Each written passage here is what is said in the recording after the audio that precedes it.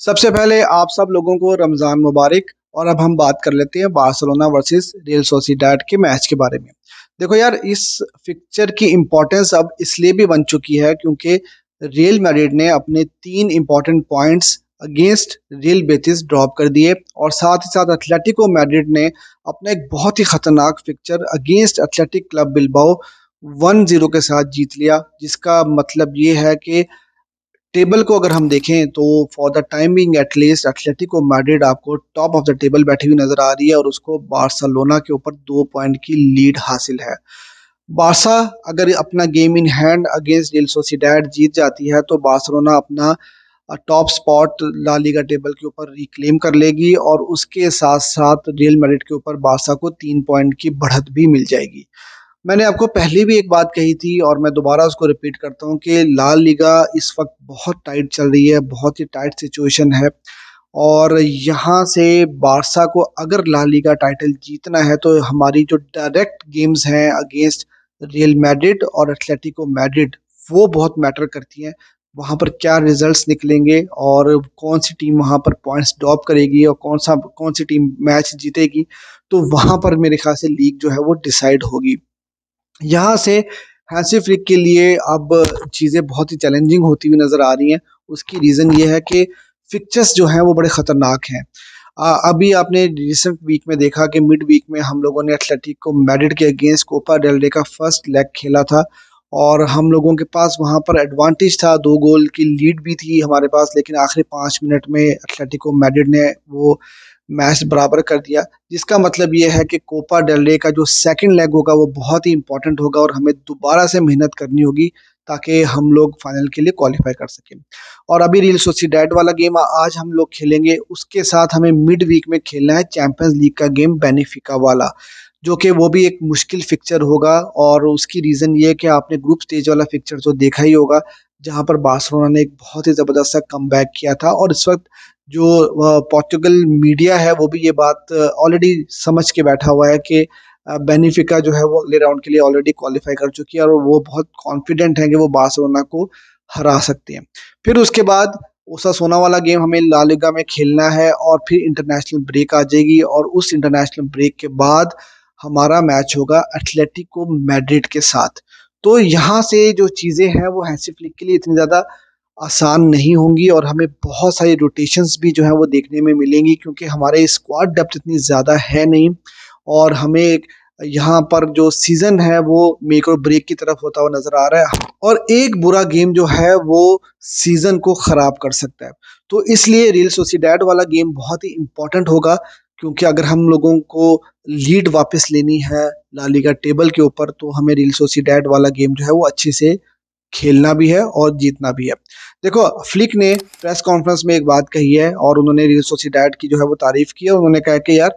काफ़ी ज़्यादा अच्छी टीम है, इनका डिफेंस काफ़ी अच्छा है और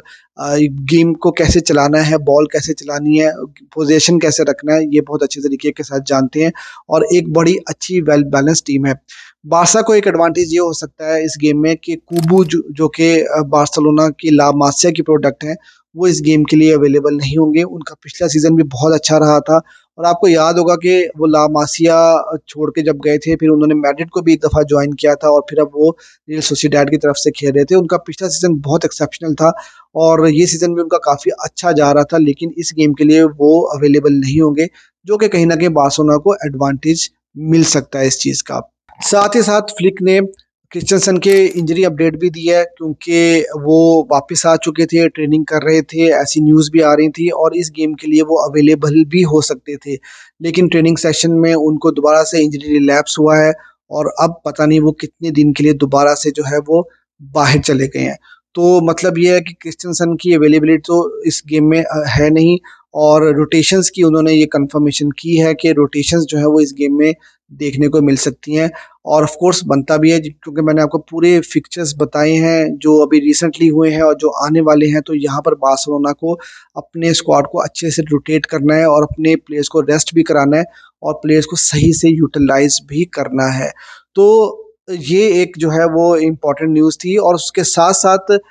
फ्लिक से एक सवाल ये भी हुआ कि फ्रैंकी डियोंग और कसाडो के में आप किस तरह से जो है उनको चूज़ कर रहे हैं। तो उन्होंने ये बात कही कि भाई कसाडो जो है वो ज़्यादा डिफेंसिवली आपको कवर देते हैं और वो उनका फोकस ज़्यादा डिफेंस की तरफ होता है, जबकि फ्रैंकी डियोंग जो है वो पोजेशन बॉल का रखने में आपको मदद देते हैं और वो अटैक में भी आपको सपोर्ट करते हैं। तो ये दोनों में डिफरेंस है, लेकिन उन्होंने ये बात भी कही कि भाई कसाडो जो है वो काफ़ी इम्प्रूव्ड प्लेयर हैं, काफ़ी अच्छा कर रहे हैं, लेकिन वो अब जो है सिचुएशन के हिसाब से दोनों को यूटिलाइज करेंगे।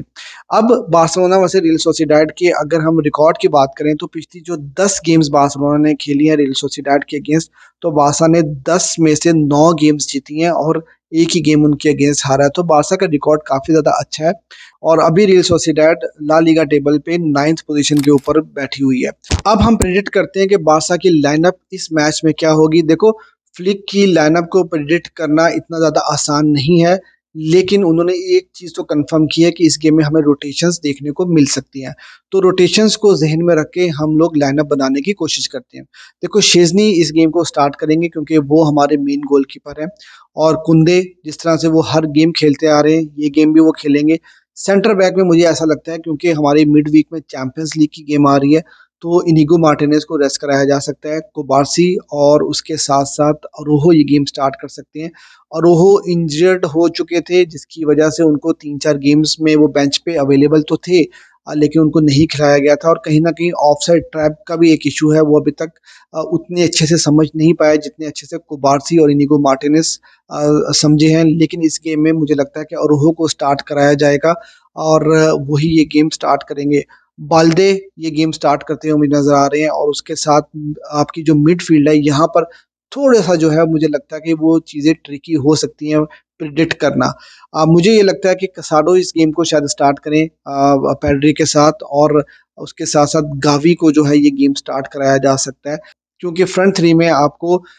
लामिन यमाल, लेवेंडोस्की और रफीनिया जो है वो स्टार्ट करते हुए नज़र आ सकते हैं। देखो, लेवेंडोस्की को एटलेटिको मैड्रिड वाला एक बहुत इंपॉर्टेंट गेम जो है वो वहाँ पर स्टार्ट नहीं कराया गया था और फेरान टोरेस ने वो गेम स्टार्ट किया था और ये एक सरप्राइज़ रहा था, हमारे लिए भी सरप्राइज़ था और मेरे ख़्याल से एटलेटिको मैड्रिड के लिए भी सरप्राइज़ था कि फेरान टोरेस ने वो गेम स्टार्ट किया था और फेरान टोरेस के नंबर्स जो हैं वो दिसंबर से अगर आप देखो या जनवरी से आप देखो तो उनके नंबर्स बहुत अच्छे थे। वो बेंच से आते थे और परफॉर्म करके देते थे और उन्होंने 10 गोल भी स्कोर किए थे। लेकिन एटलेटिको मैड्रिड का गेम उन्होंने स्टार्ट किया और वो कुछ ज़्यादा अच्छी परफॉर्मेंस नहीं दे सके और 2 बहुत अच्छे ओपन चांसेस उन्होंने मिस कर दिए थे। तो इसलिए मुझे लगता है कि लेवेंडोस्की ये गेम स्टार्ट करेंगे और लेवा अगर ये गेम स्टार्ट करेंगे तो उनके साथ अटैकिंग मिडफील्ड में आपको गावी नज़र आ सकते हैं क्योंकि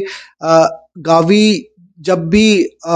लेवेंडोस्की स्टार्ट करते हैं तो गावी उनके लिए प्रेसिंग कर रहे होते हैं और लेवेंडोस्की थोड़ा डीप आ जाते हैं और गावी ही जो है वो प्रेसिंग वाला रोल जो है वो प्ले करते हैं टीम में। अगर डैनी ओल्मो होते हैं लेवेंडोस्की के साथ तो मेरे ख्याल से वो कॉम्बिनेशन कोई इतना ज़्यादा अच्छा नहीं बनेगा और जो प्रेसिंग वाला फैक्टर होता है वो डैनी ओल्मो उतने अच्छे तरीके के साथ नहीं कर सकते जितने अच्छे तरीके के साथ गावी करते हैं। तो ये मेरी लाइनअप बनती है और अगर मैं अब प्रिडिक्शन की बात करता हूँ तो मुझे लगता है कि बार्सिलोना ये गेम 3-1 के साथ जीतेगी। आपकी क्या प्रिडिक्शन है? आप भी मुझे कमेंट सेक्शन में ज़रूर बताइए और वीडियो अगर आपको अच्छी लगी हो तो वीडियो को लाइक कर दीजिए और चैनल अगर अभी तक आपने सब्सक्राइब नहीं किया तो मेरे चैनल को सब्सक्राइब करना ना भूलिए।